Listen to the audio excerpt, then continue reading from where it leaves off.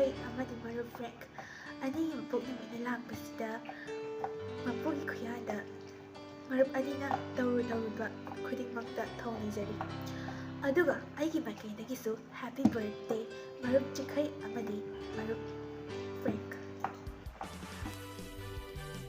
Happy birthday writer Chingkhei amasung writer su vocalist su oibiriba Frank Leikhram napol numit na yarakpasida nungaiba yaifaba khudingmak oiduna tungi punsida nungai yaifana wata padana tawru khudingmakta mai pakpa su oibiyo aduga khudingmak tawru bada mai adom pakpiyo athoi hen mayamdagi thoido hendokna su hena mayamna sakhangbiba misaga masu oibi soidana mai pakpa misaga masu oibiyo haijabaga loinana lemangomgi maikaidagi birthday wish tawjari.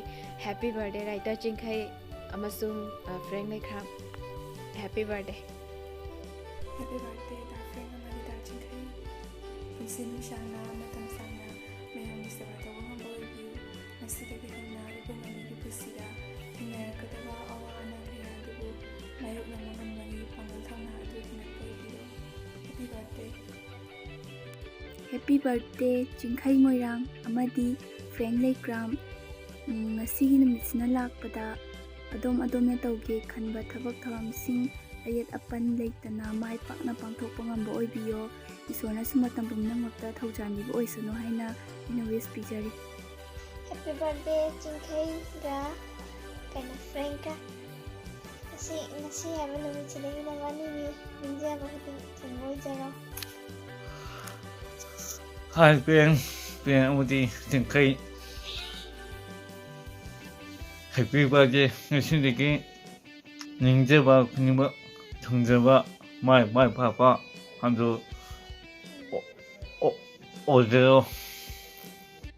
Happy birthday writer Chingkhei amadi writer Frank taru khudimagta mai pakpa amasung amboloi Oshin haijari.